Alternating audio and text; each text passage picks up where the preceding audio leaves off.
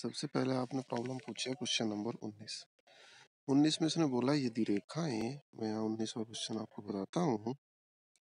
19वें question में इसने बोला है यदि रेखाएं y बराबर 3x+1, यानी पहली जो रेखा आई y बराबर 3x+1 और रेखाएं दूसरी है 2y बराबर x+3, रेखा y बराबर mx+4 पर समान रूप से आनत हो तो m का मान ज्ञात कीजिए। बेटा आप लोग ध्यान करें, वैसे ये क्वेश्चन मैंने बताया था आपको, लेकिन चलो मैं फिर से बता दे रहा हूँ आपको। ये इस रेखा के साथ थीटा कौन बनाता है? कौन सी रेखा के साथ थीटा कौन बना रहा है भाई? 19वें क्वेश्चन में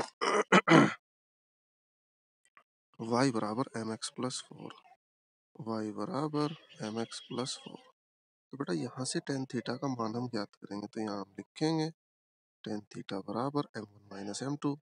तो बेटा ऊपर वाली की जो प्रवणता है वो क्लियर दिखाई दे रही 3, y बराबर mx+c से कंपेयर करो। नीचे वाले की जो प्रवणता सीधी सीधी दिखाई दे रही है m, तो हमने टेन थीटा बराबर फॉर्मूला लगाया m1 - m2 यानी 3 - m और 1 + m1 m2। यहाँ आया आपके पास 3m। क्लियर होगी बात यहाँ तक? अब ये आपने डाल दी इक्वेशन नंबर फर्स्ट। अब उसके बाद दूसरी जो लाइन है वो भी इसके साथ सेम झुकाव करती है, तो ये भी कोण कितना बना रही है? थीटा। तो बेटा दूसरी जो लाइन है आपके पास 2y बराबर x+3, या फिर इसको मैं लिख दूं y बराबर x/2, इसको मैं लिख दूं y बराबर x/2 और प्लस आ गई 3/2। तो कहने का मतलब अगर y बराबर mx+c से कंपेयर करें तो यहाँ जो प्रवणता है 1/2, ये भी इसके साथ थीटा कोण बना रही है। तो इसके लिए भी अगर मैं टेन थीटा देखूं तो टेन थीटा बराबर m1 - m2, m1 यानी 1/2 माइनस m2 और 1 + m1 m2। तो 1/2 और m की मल्टीप्लाई हुई, यहाँ आ गया आपके पास m/2। तो बेटा ये भी टेन थीटा, ये भी टेन थीटा, हम दोनों को इक्वल रखेंगे। तो दोनों को इक्वल रखने में मैंने बताया था भाई ये क्वेश्चन, तो यहाँ आएगा 1 - 2m। भाई ऊपर आपने 2 एलसीएम ले लिया, नीचे भी 2 एलसीएम कट जाएगा, और यहाँ आया 2 + m और बराबर आ गया आपके पास, ऊपर वाला कितना था आपके पास 3 - m और पूरे के अपोन में आ गया आपके पास 1 + 3m। बेटा उसके बाद आप देख रहे हैं यहाँ से दोनों को आपने बराबर रख दिया। तो जब दोनों को आपने बराबर रख दिया, अब आप यहाँ से m का मान ज्ञात करें। तो मुझे नहीं लगता शायद m का मान निकालने में कोई समस्या है बेटा, कैलकुलेशन वगैरह तो तुम्हें समझनी पड़ेगी। तो यहाँ से जब आप क्रॉस मल्टीप्लाई करेंगे तो 1 - 2m की 1 + 3m के साथ पहले 1 की कर दें, तो जब 1 की करेंगे तो ये आ गया 1 + 3m, फिर -2m का करा तो ये आया आपके पास -2m और प्लस माइनस -6m²। यहाँ आया -6m² और बराबर आया आपके पास, भाई पहले 1 - 2m की इधर की तरफ करी थी ना हमने, ये वाली करी थी मल्टीप्लाई। तो पहले 1 की करी तो 1 + 3m, फिर -2m की करी -2m -6m²। अब बेटा इधर करेंगे, पहले 2 की कर दें तो 2 × 3 = 6 और माइनस आ गया आपके पास 2m, फिर m की करेंगे। भाई पहले 2 की करी, 2 × 3 = 6 -2m, फिर m की करेंगे +3m -m² +3m और माइनस आ गया आपके पास m²। ठीक हो गया बेटा यहाँ तक? अब आप थोड़ा सा इसको कैलकुलेट करें। जैसे आप इधर देख रहे हैं 1 तो है ही, 3m प्लस का और माइनस का 2m, तो ये आया आपके पास प्लस का m और माइनस आ गया आपके पास 6m² और बराबर आया आपके पास 6, 3m 2m, ये आ गया आपके पास प्लस का m और माइनस आ गया आपके पास m²। ठीक होगी बात यहाँ तक? 3m 2m प्लस m, इधर भी 3m 2m, तो भाई m से m तो कैंसिल ही हो गया यहाँ से। तो आप एक काम करें, m² को इधर लाए, 6 को इधर लाए, तो 1 - 6 = ये आ गया आपके पास 6m² और माइनस आ गया आपके पास m²।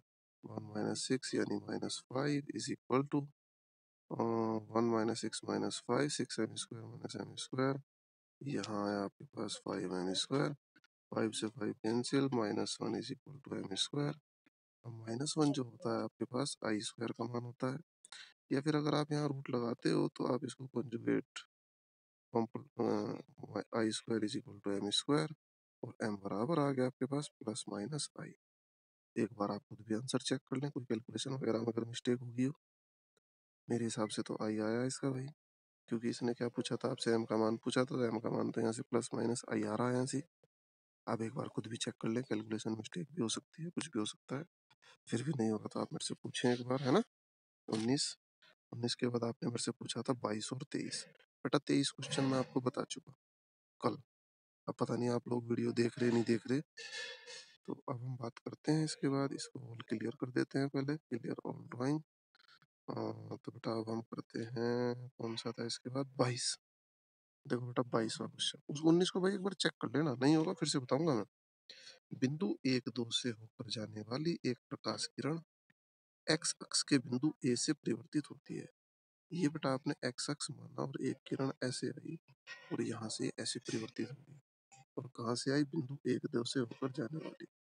ये जो बिंदु है आपका 1 2, इसको आपने ए से लिख दिया, 1 2 से होकर जाने वाली, और ये है आपका एक्स एक्सिस, इसको आपने लिख दिया एक्स एक्स डैश।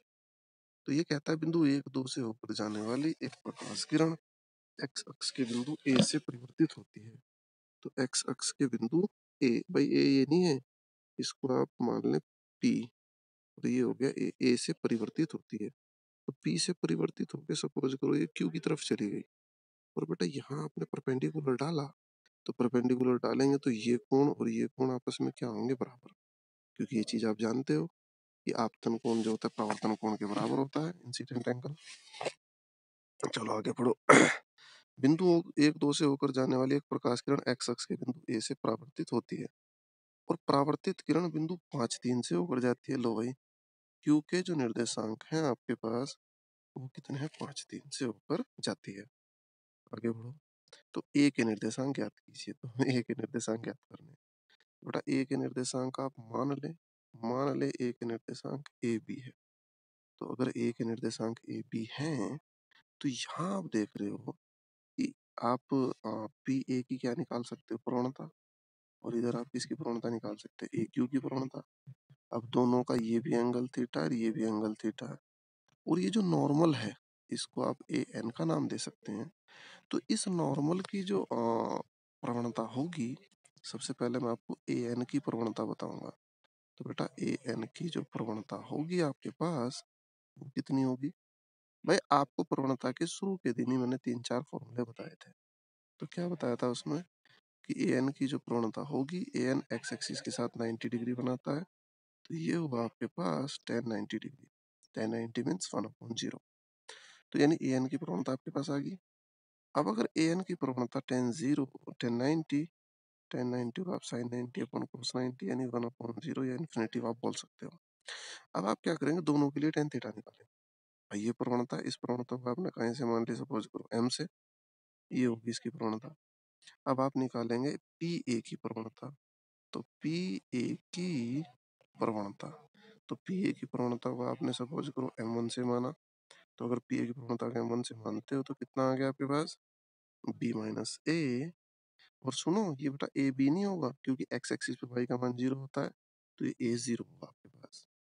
अब आपको और आसान हो गया। तो पी ए की जो प्रवणता है y2 माइनस y1 यानी 0 - 2, और पूरे के कोण में x2 माइनस x1 यानी a माइनस 1। तो ये होगी प्रवणता। अब ये प्रवणता ए एन के साथ थीटा कोण बनाती है, तो यहाँ से आप फॉर्मूला लगाएंगे टेन थीटा बराबर m1 माइनस m2। तो m1 माइनस m2 यानी ये आ गया आपके पास 1/0 और माइनस m2, ये आया आपके पास -2, तो प्लस हो गया आपके पास 2/a-1, और पूरे के अपॉन में आ गया 1 प्लस m1 m2 यानी 1/0 इंटू m2 का जो मान आया -2 और a-1। बेटा ये टेन थीटा, यहाँ से जब आप इसको कैलकुलेट करेंगे, ऐसे आप दूसरा निकालेंगे। दूसरे वाला जो ए क्यू है ना, ये जो ए क्यू है आपका, इट इज ए क्यू। ये जो आपका ए क्यू है ना, ये ए क्यू। तो इस ए क्यू के लिए बेटा आप क्या करोगे, ए क्यू के लिए भी ऐसे ही आप टेन थीटा निकालोगे, क्योंकि ये जो ए क्यू है ये भी तो ए एन के साथ थीटा कोण बना रहा है। फिर दोनों टेन थीटा आप इक्वल रखोगे, उससे क्या होगा, आपका मान आ जाएगा, कहे का ए का मान। जब ए का मान आ गया फिर आपका क्वेश्चन हो जाएगा, फिर कोई दिक्कत वाली बात नहीं है। तो मुझे लगता है कि इस क्वेश्चन को भी आपको ट्राई करना चाहिए, 19वें क्वेश्चन को। कैलकुलेशन नहीं होगी तो आप मेरे से पूछें।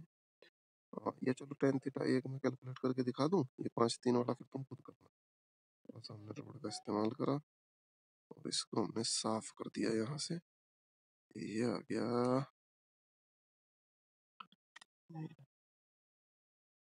यहाँ करता हूँ सॉल्व इसको। ये तो बेटा ये आया आपका टेन थीटा बराबर, ये आया टेन थीटा बराबर, ऊपर से आपने a माइनस वन और 0 एलसीएम ले लिया। जब एलसीएम लिया तो दोनों की मल्टीप्लाई तो 0 ही हो गया भाई। इसकी इधर मल्टीप्लाई ऊपर वन में तो ये आया a माइनस वन और प्लस बेटा इधर 2 की मल्टीप्लाई 0 में तो ये 0 हो गया और पूरे के कोण में 0 आएगा, लेकिन नीचे भी 0 आएगा तो कट जाएगा।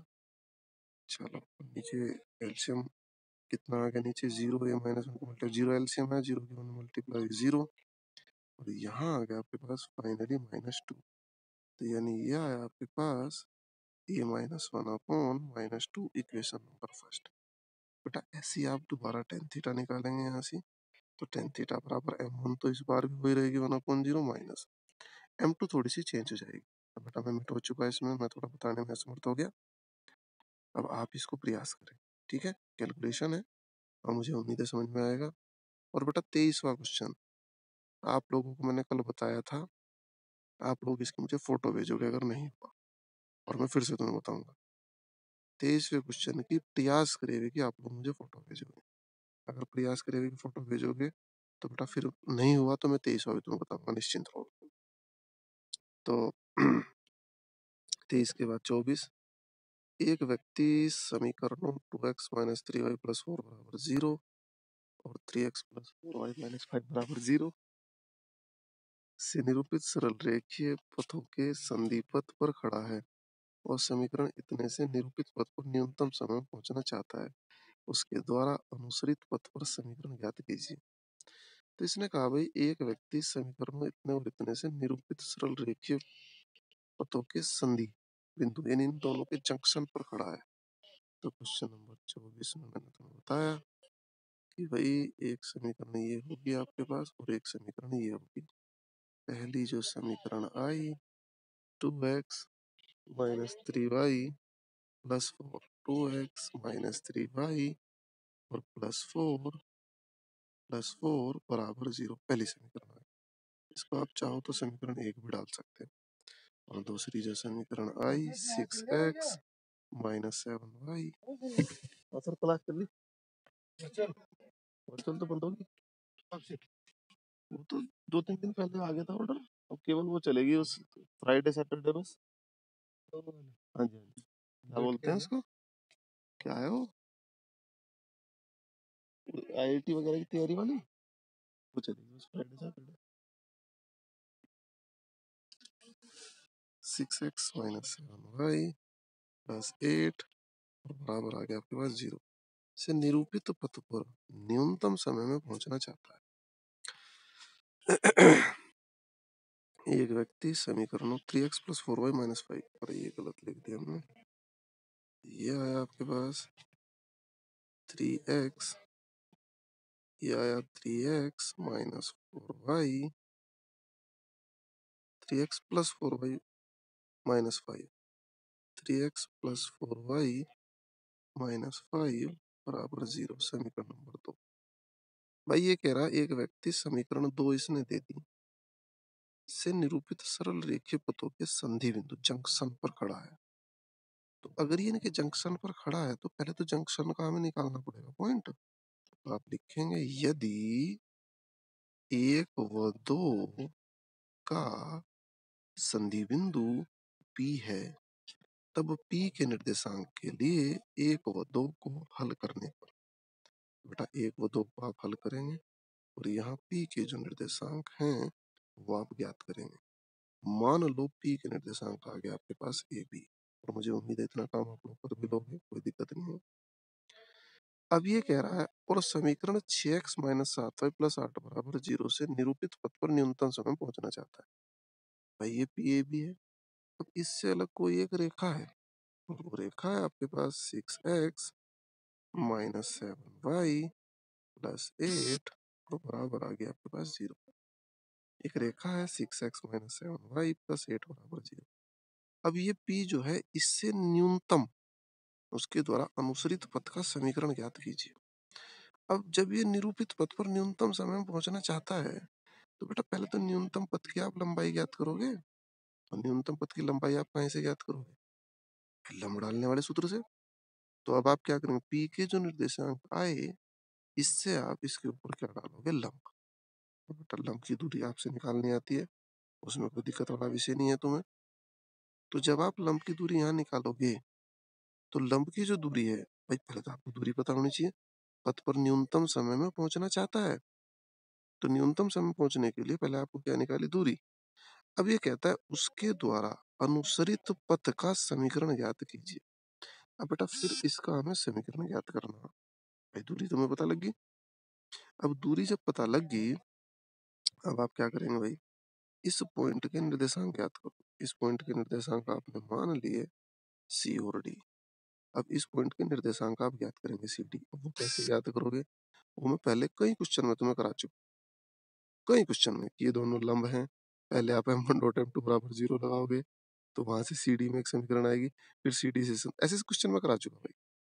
तो आप सी डी निकालेंगे यहाँ से बिंदु, मैं केवल हिंट दे रहा हूँ और तुम्हारे लिए छोड़ रहा हूँ ताकि तुम कल मेरे से पूछ सको, नहीं होगा तो मेरे से पूछ सको।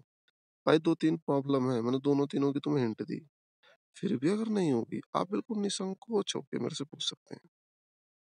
तो जब आपके पास सी डी आ गया, सी डी से आपने इसको संतुष्ट कराया, एक समीकरण सी डी की, और आपने यहाँ m1 डॉट m2, आपने यहाँ से आपने क्या निकाला m1, यहाँ से आपने क्या निकाला m2। भाई m2 यानी रेखा की प्रवणता, यहाँ से आपने क्या निकाला m1।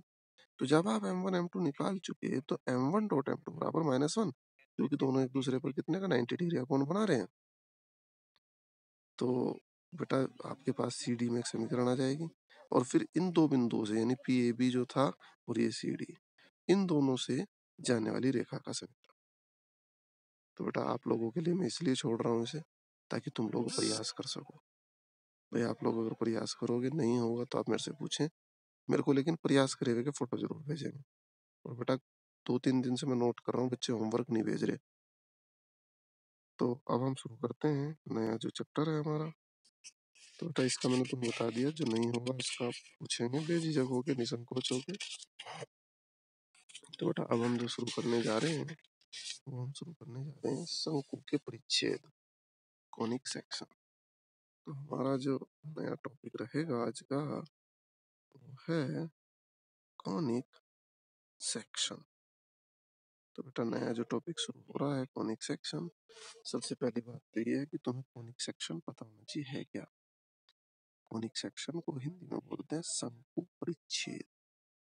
देखो शंकु परिच्छेद है क्या, मान लो तुमने एक शंकु लिया, इट इज शंकु।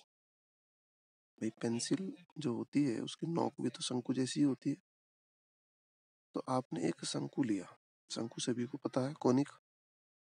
अब ये कह रहा है सेक्शन, यानी इसके आप परिच्छेद यानी इसके आप टुकड़े करें। टुकड़े करने से मतलब अगर मैं इस शंकु को, भाई मान लो आपने शंकु टाइप एक आइसक्रीम ले ली, या शंकु टाइप आपने पेंसिल की नोक ले ली सपोज करो। तो बेटा पेंसिल की जो नोक है वो अगर आप शंकु टाइप लेते हो और उसको यहाँ से काटते हैं ऐसे चाकू से, तो जब आप उसको चाकू से काट दें, कट कर दिया अलग, तो शंकु के ऊपर ये जो आएगा पार्ट, ये ऊपर वाला जो पार्ट आएगा यहाँ से, तो ये कैसा आएगा यहाँ ऊपर वाला पार्ट, सर्कल टाइप। चाहे आप करके देख लो घर में, अगर आप पेंसिल की नोक को कट कर दो ऊपर से तो कैसा आएगा, सर्कल। अब वो क्या है, अगर आपने ठीक बिल्कुल इसको शंकु का जो ये है बेस, बिल्कुल इसके पैरेलल चाकू चलाया, इसके केवल समांतर चाकू चलाया आपने, तो क्या बना आपके पास, ये सर्कल। लेकिन अगर आप चाकू तो थोड़ा सा भी तिरछा कर दो, यानी अगर आप ऐसे कट कर दो, ऐसे थोड़ा सा भी तिरछा कर दो, तो बेटा ये सर्कल नहीं आएगा, ये थोड़ा अंडाकार आकृति आएगी। अंडाकार आकृति से मतलब ये आपके पास क्या आएगा, एक दीर्घवृत्त। ठीक है, एलिप्स। आप इधर की तरफ को कट कर दें या इधर की तरफ को कट कर दें तो ये क्या आएगा आपके पास, एलिप्स। थोड़ा सा अगर आप इसको स्लॉप में यानी कहने का मतलब कि अगर आप जो धरातल है उसके पैरेलल काटते हैं तो क्या आता है? सर्कल। थोड़ा सा अगर आप तिरछा इसको काटते हो तो क्या आता है? ये आपके पास एक दीर्घवृत्त यानी वो इलिप्स। तो बेटा कहने का जो मतलब है, हमारे पास 4 तरीके की आकृति हैं जिनको मैं तुम्हें समझाने जा रहा हूँ। तो आज का हमारा जो टॉपिक रहेगा, वो टॉपिक पहला जो रहेगा हमारा, वो रहेगा आज का टॉपिक सर्कल। तो बेटा सर्कल के बारे में आप पहले समझें। और बेटा मैं कहूँगा तुम बच्चों को कि तुम लोग 10 बजे ऑनलाइन आया करो, ताकि मैं तुम्हें अच्छे से समझा सकूं। भाई तुम ऑनलाइन आओ, कोई चीज़ तुम पूछ भी सकते हो, है ना? मैं तुम्हारे लिए और अच्छी सुविधा देने का प्रयास कर रहा हूँ। अब मर्जी तो तुम्हारी है भाई। अब देखो मैं बात कर रहा हूँ ऐसे सर्कल। तो सर्कल होता क्या है आपके पास? देखो सर्कल के लिए क्या है ये आपके पास एक फिक्स बिंदु, ये एक फिक्स बिंदु। सपोज करो ये तुमने एक खूंटा गाड़ दिया और इस खूंटे में एक रस्सी बांध दी और यहाँ एक गाय चरने के लिए भेज दी। तो बेटा वो ऐसे चरेगी, ऐसे चारों तरफ ऐसे चरती चली जाएगी वो। तो अगर आप खूंटे से एक रस्सी बांध दो और एक गाय को चरने के लिए छोड़ दो, तो गाय के द्वारा चरा हुआ लास्ट कॉर्नर बाउंड्री, ये क्या कहलाएगी? एक सर्कल। अब लेकिन ये डेफिनेशन थोड़ी पुरानी होगी, अब इसको तो छठी सातवीं के बच्चे जो होते हैं उनको बताया जाता है इस डेफिनेशन को। तुम थोड़ा सा अलग तरीके की डेफिनेशन। अलग तरीके की डेफिनेशन कैसी? एक ऐसे बिंदुओं का समुच्चय। कैसे? एक बिंदु यहाँ, एक बिंदु यहाँ, एक बिंदु यहाँ, एक बिंदु यहाँ, एक बिंदु यहाँ, एक बिंदु यहाँ, एक बिंदु यहाँ, एक बिंदु यहाँ, एक बिंदु यहाँ। ऐसे बिंदुओं का समुच्चय जिनकी एक स्थिर बिंदु से दूरी हमेशा समान रहती है। भाई सर्कल आपको दिखता ही तो लाइन जैसा खिंचा हुआ, लेकिन लाइन नहीं, वो छोटे छोटे बिंदु, बिंदु के पास बिंदु, बिंदु के पास बिंदु, बिंदु के पास बिंदु। जब आप बिंदु के पास बिंदु करोगे, बिंदु के पास बिंदु करोगे, जब भी तो एक लाइन दिखाई देगी। भाई लाइन है क्या? बहुत सारे बिंदुओं को एक के पास एक के पास एक के पास एक के पास आप मिला मिला के लिख दें, वही तो एक लाइन हुई। तो यहाँ आपको मैंने क्या बताया कि ऐसे बिंदुओं का समुच्चय, कैसे बिंदुओं का समुच्चय? जिनकी एक स्थिर बिंदु से, ये जो स्थिर बिंदु, इससे दूरी नापो इसकी भी इक्वल, इस बिंदु की नापो ये भी इक्वल, इस बिंदु की नापो ये भी इक्वल, इस बिंदु की नापो ये भी इक्वल, इस बिंदु की नापो ये भी इक्वल। यानी कहने का मतलब ऐसे बिंदुओं का समुच्चय, कैसे बिंदु होगा? जिनकी एक स्थिर बिंदु से दूरी हमेशा समान रहती है। तो ऐसे बिंदुओं का समुच्चय क्या कहलाता है? एक सर्कल कहलाता है, एक वृत्त कहलाता है। और वो जो स्थिर बिंदु है आपका, वो क्या कहलाता है? सर्कल का सेंटर, सर्कल का केंद्र। तो मुझे उम्मीद है समझ आ रही होगी बात आप लोगों के। तो मैंने आपको क्या बताया अभी अभी कि भाई ऐसे बिंदुओं का समुच्चय, देखो परिभाषा आप किताब में से भी लिख सकते हैं। वृत्त तल के उन बिंदुओं का समुच्चय होता है जो तल में एक स्थिर बिंदु से समान दूरी पर होते हैं। तो बेटा आप किताब के अकॉर्डिंग यही परिभाषा है, ठीक है? तो अब इसको थोड़ा सा तुम लोग समझ गए होंगे, मुझे उम्मीद है। अब थोड़ा इसको हम इस तरीके से बनाते हैं। ये बन गया एक सर्कल। तो ये जो सर्कल की आपको लाइन दिखा रही है, ये लाइन नहीं है, ये क्या है? छोटे छोटे छोटे छोटे बिंदुओं से मिलकर एक संग्रह है। ये collection of points whose distance is equal from a fixed point. That is fixed point is called center of circle. ठीक है बेटा? तो ये जो फिक्स्ड पॉइंट है आपका, ये क्या कहलाएगा? सर्कल का केंद्र। तो मुझे उम्मीद है यहाँ तक की बात सभी की क्लियर हुई होगी। अब हमने क्या करा, इस फिक्स्ड पॉइंट से बाउंड्री तक की जो दूरी है इसको आर मान ली, ठीक है? इस फिक्स्ड पॉइंट से बाउंड्री के जो पॉइंट हैं इन तक की दूरी को आर मान ली। और बेटा बाउंड्री पे जो पॉइंट है इसको हमने क्या माना? X y. बात को समझते रहना भाई ध्यान से, काफी कुछ है समझने का। मैंने आपको एक चीज और भी बताई थी, जब दो बिंदु से जाने वाली रेखा का समीकरण आया, कि भाई दो बिंदु से जाने वाली रेखा के समीकरण में या एक बिंदु से जाने वाली रेखा के समीकरण में ये जो एक्स वाई है ये ऑटोमेटिकली अपने आप आ जाता है। क्योंकि एक्स वाई क्या है? X y is called general point. और ये क्या है? हर इक्वेशन में ऑटोमेटिकली अपने आप आ जाएगा। क्यों आएगा? अब इसकी वजह सुन लो। वहां भी मैंने पेंडिंग डाल दिया, लेकिन आज मैं पेंडिंग नहीं डालूंगा बेटा। इसकी जो वजह है वो ये है कि अभी जो परिभाषा बताई मैंने आपको, वो परिभाषा तो है ही भाई। अभी जो परिभाषा बताई मैंने, वो परिभाषा तो है ही कि भाई आपका जो है ऐसे बिंदुओं का समुच्चय, ये ऐसे बिंदुओं का समुच्चय जिनकी एक फिक्स बिंदु से दूरी हमेशा इक्वल रहती है, समुच्चय कहलाता है। एक परिभाषा। एक परिभाषा ये भी हो सकती है कि भाई एक जनरल पॉइंट एक्स वाई, एक जनरल पॉइंट एक्स वाई का बिंदु पथ, पथ का मतलब रास्ता, एक जनरल पॉइंट एक्स वाई का बिंदु पथ यानी रास्ता इस तरीके से है कि इसका जो रास्ता है वो इस तरीके से है कि इसकी एक फिक्स बिंदु से दूरी जो है वो हमेशा इक्वल है। अब इसकी अगर फिक्स बिंदु से दूरी हमेशा इक्वल है तो ये जो है हमारा क्या कहलाएगा, सर्कल।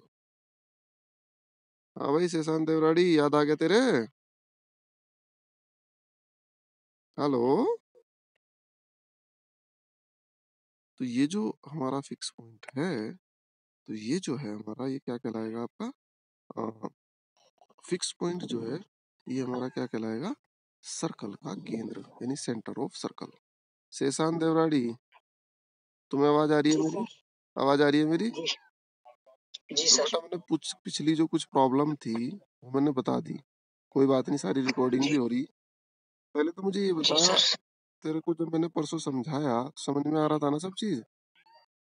जी हाँ, आ रहा था सर समझ में। और उसके बाद वीडियो देख ली थी उसके बाद फिर? जी हाँ, वीडियो तो देखी मैंने उसके बाद। हाँ, तो दोनों चीजें तुम्हें मिलेंगी, फिर दिक्कत नहीं आएगी ना कुछ भी। जी हाँ, मैं मिल जाएगा। हाँ, तो आज मैं सब बच्चों को फोन करूंगा, जो लोग ज्वाइन नहीं करे उन्हें बोलूंगा मैं ज्वाइन करूँ। जी हाँ, कोई नहीं करे सर, अभी तो दो आप और मैं ही है। कोई दिक्कत ना मान, तू कर रहा है ज्वाइन तो तुझे और उससे ज्यादा फायदा मिलेगा, टेंशन ना ले जरा सी भी। आज मैं सबको फोन करूंगा, कंपलसरी करूंगा इस चीज को ना भाई। वैसे स्कूल खुलते तब भी तो पढ़ते ही बच्चे आके, और बल्कि बल्कि बल्कि मैं अटेंडेंस लगाऊंगा जो लोग ज्वाइन नहीं कर रहे। जैसे 12वीं के बच्चे स्कूल आ रहे हैं ना आजकल, तो इनकी अटेंडेंस लग रही, जो नहीं आ रहे उनके एब्सेंट लगाई जा रही। तो अब मैं आपको बता रहा था, नया टॉपिक मैंने शुरू करा है। नया टॉपिक है आपका सर्कल। तो सर्कल होता क्या है, जैसे हम लोग, ये हमारा एक फिक्स्ड पॉइंट है जिसके ऊपर मैं घुमा रहा हूँ, दिख रहा होगा सब कुछ। तो देखिए है क्या, ये जो बाहर एक पॉइंट है बाउंड्री पे, ये है एक्स वाई। तो एक्स वाई एक जनरल पॉइंट है। तो एक्स वाई के बिंदु पथ का समीकरण यानी एक्स वाई का जो रास्ता है उसका समीकरण सर्कल का समीकरण कहलाएगा। परंतु एक्स वाई का जो रास्ता है वो रास्ता ऐसा है जिसकी एक फिक्स बिंदु, जिस पे मैं उंगली घुमा रहा हूं, इससे दूरी हमेशा इक्वल रहती है। तो ऐसी कंडीशन में एक्स वाई का बिंदु पथ ही सर्कल का इक्वेशन कहलाता है। समझ में आई बात? यानी एक्स वाई एक जनरल पॉइंट है, इसका मैं बिंदु पथ निकालना चाहता हूँ। बिंदु पथ का मतलब रास्ता है कहाँ कहाँ से होके जा रहा है। तो ये कहाँ से होके जा रहा है, ये ऐसी ऐसी जगह को होके जा रहा है जहां जहां को एक फिक्स्ड पॉइंट को चलो मैं पी से लिख देता हूँ या ओ से लिख देता हूँ, ये है फिक्स्ड पॉइंट। इस ओ से इसके एक्स वाई के बिंदु पथ की दूरी हमेशा इक्वल, कहीं भी जाओगे इक्वल, कहीं भी जाओगे इक्वल। तो एक्स वाई का जो बिंदु पथ होगा यानी एक्स वाई का जो रास्ता होगा, पाथ जो होगा, वो हमारा क्या कहलाएगा, सर्कल। तो इसीलिए आप सर्कल की इक्वेशन लिखो, चाहे दो बिंदु से जाने वाली रेखा की समीकरण लिखो, चाहे एक बिंदु से जाने वाली रेखा की समीकरण लिखो, सब में ये जो एक्स वाई है ऑटोमेटिकली अपने आप आ जाता है। तो ये चीज आप लोगों को मैंने क्लियर कराने के लिए इतनी बड़ी बात तुम्हें बताई। अब इसकी जो दूसरी डेफिनेशन मैंने लिखवाई थी अभी अभी जस्ट अभी अभी, वो ये थी कि ऐसे बिंदुओं का समुच्चय, मान लो एक बिंदु ये, एक उससे अगला बिंदु, एक उससे अगला बिंदु, एक उससे अगला बिंदु, ये बिंदु, भाई ये जो बिंदु है आपके, इन बिंदुओं को मिलके ही तो सर्कल बन रहा है। तो ऐसे बिंदुओं के समुच्चय का संग्रह है जिनकी एक फिक्स्ड बिंदु यानी से हमेशा दूरी जो है वो इक्वल है। तो ऐसे बिंदुओं का जो समुच्चय होगा वो क्या कहलाएगा हमारा? वो कहलाएगा सर्कल। ठीक है भाई, यहां तक की बात। ये हो गया हमारा सर्कल। तो अब देखते हैं सर्कल का समीकरण क्या हो। अब सर्कल का समीकरण कुछ इस अंदाज में होगा। ये जो फिक्स्ड पॉइंट है आपका ओ, इस ओ के जो निर्देशांक हैं वो मैंने मान लिए एच के, और बाहर जो जनरल पॉइंट है ये होता है एक्स वाई। तो बेटा, और ये जो फिक्स्ड डिस्टेंस है इसको हम बोलते हैं सर्कल की त्रिज्या, यानी आर जो है इसको हम बोलते हैं सर्कल की रेडियस, त्रिज्या। और ओ जो है फिक्स्ड पॉइंट, इसको हम बोलते हैं सर्कल का सेंटर।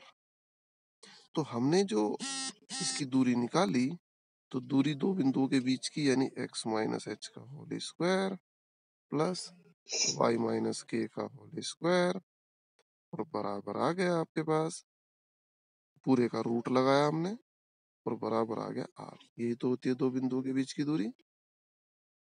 भाई हमारे पास पहला बिंदु हो गया एक्स वाई और दूसरा बिंदु हो गया एच के। तो दोनों के बीच की जो दूरी आई एक्स माइनस एच का whole square plus y minus k का होल स्क्वायर का पूरे का रूट और बराबर आ गया r। अब हमने क्या किया, दोनों तरफ वर्ग कर दिया। तो जब दोनों तरफ वर्ग किया तो यहाँ आया x माइनस एच का whole square plus y minus k का होल स्क्वायर और बराबर आ गया आपके पास आर स्क्वायर। तो यही जो इक्वेशन है हमारा, ये क्या कहलाता है? सर्कल का इक्वेशन, जहां h k center of circle, r radius of circle. तो ये चीज आपको याद रखनी है। अब इसके अंदर नोट करके आप कुछ पॉइंट लिखोगे भाई।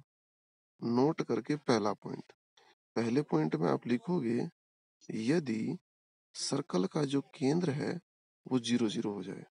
इस सर्कल का जो केंद्र है वो 0 0 भी तो हो सकता है। तो अगर सर्कल का केंद्र 0 0 हो जाए तो एच के स्थान पर दोनों के 0 0 रख दिया, क्योंकि केंद्र के जो निर्देशांक थे वो क्या थे? एच के। अब हमने दोनों के बदले क्या रख दिया? 0 0।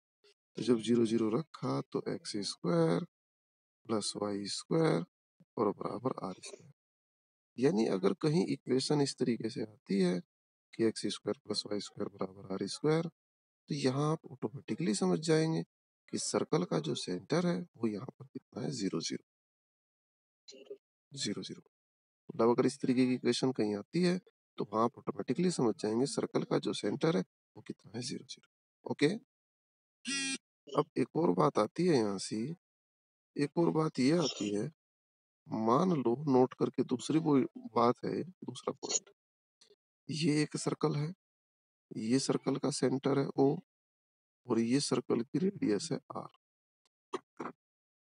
एक पॉइंट हमने पी लिया, पी हमने एच के ले लिया कोई भी, और पी की ओ से दूरी निकाली भाई। तो ये जो पी ओ दूरी है, अगर ये बड़ी आ गई आर से, अगर पी से ओ तक की जो डिस्टेंस है वो आर से बड़ी आ गई, तो इसका मतलब पी क्या है? सर्कल के बाह्य यानी बाहर स्थित है। भाई अगर पी से ओ तक की दूरी आर से ज्यादा आ गई तो ऑटोमेटिकली बाहर ही होगा फिर तो, है नहीं होगा बाहर। दूसरा पॉइंट, अगर पी ए लेसर है आर से, यानी पी से ओ तक की जो डिस्टेंस है वो अगर आर से कम आ गई, तो इसका मतलब क्या होगा? पी जो है, हाँ हाँ बोलो बोलो, अंदर होगा, उसके अंदर होगा, बिल्कुल सही।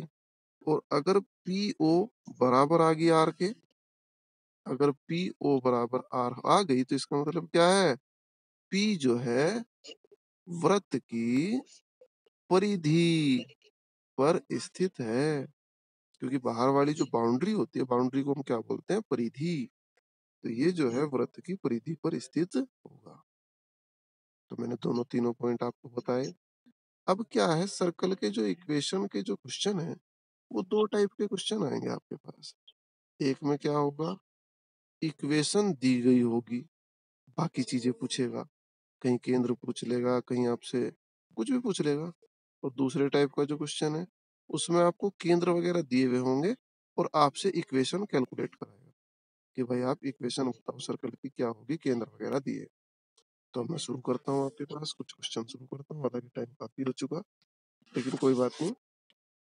देखो जैसे 11.1 प्रश्नावली 11.1 का क्वेश्चन नंबर पहला। भाई प्रश्नावली 11.1 के पहले क्वेश्चन में इसने कहा है 1 से 5 तक के प्रत्येक में वृत्त का समीकरण ज्ञात कीजिए। वृत्त का समीकरण में ज्ञात करना है तो पहले में इसने कहा है केंद्र जो है वो आपका 0 2 है और त्रिज्या यानी आर बराबर कितनी है आपके पास 2।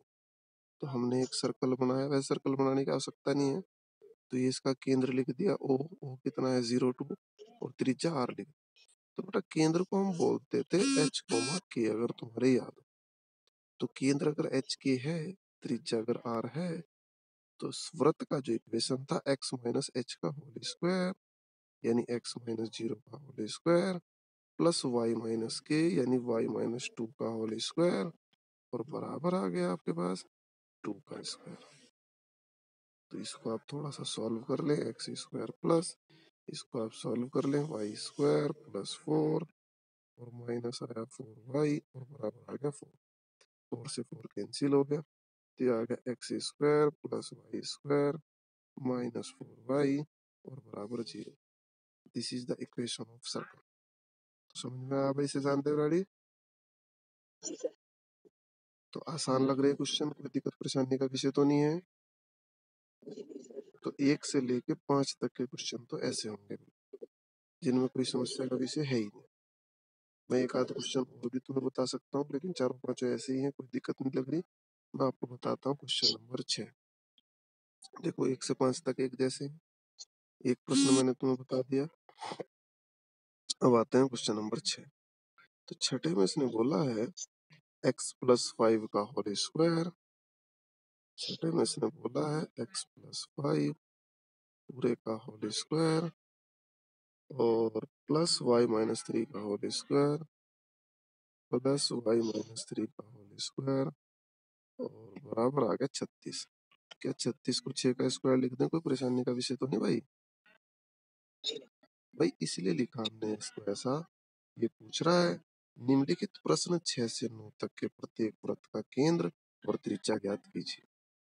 तो देखो मैंने इसको 6 का स्क्वायर इसलिए लिखा ताकि इसकी तुलना वृत्त के समीकरण x माइनस एच का whole square plus y minus k का होल स्क्वायर बराबर आर स्क्वायर से करने पर। ये तो होती है वृत्त की समीकरण, जो मैंने अभी अभी लिखा है व्यापक समीकरण। तो इससे हमने क्या करा, कंपेयर कर दिया। तो जब आप कंपेयर करेंगे तो माइनस एच बराबर 5, तो सीधी सी बात है एच बराबर कितना आ गया भाई -5, माइनस के बराबर -3, तो माइनस से माइनस कैंसिल हो गया, के बराबर कितना आ गया आपके पास 3 और भाई आर बराबर कितना आ गया आपके पास 6। अब यहाँ से आपको सीधा सीधा दिखाई दे रहा केंद्र यानी ओ के जो निर्देशांक है एच के का मतलब -5 और 3 और भाई रेडियस यानी त्रिज्या जो है 6। This is the answer. कोई दिक्कत परेशानी भाई यहाँ तक? दिक्कत नहीं है, छठा भी ऐसे ही होगा, सातवां भी ऐसे ही होगा, है ना? हाँ सातवां थोड़ा सा मैं तुम्हें बताता हूँ, सातवां थोड़ा सा अलग तरीके का, इसको मैं तुम्हें बताता हूँ। या तुम एक काम करो आज 6 तक ही करो इसका, क्योंकि पिछली जो प्रॉब्लम्स रह रही ना वो भी थोड़ी सी तुम्हें डिस्कस करनी पड़ेगी। और आज मैं और बच्चों को भी फोन करूंगा कि भाई सारे के सारे ज्वाइन करो इसको, कंपलसरी है तुम्हारे लिए।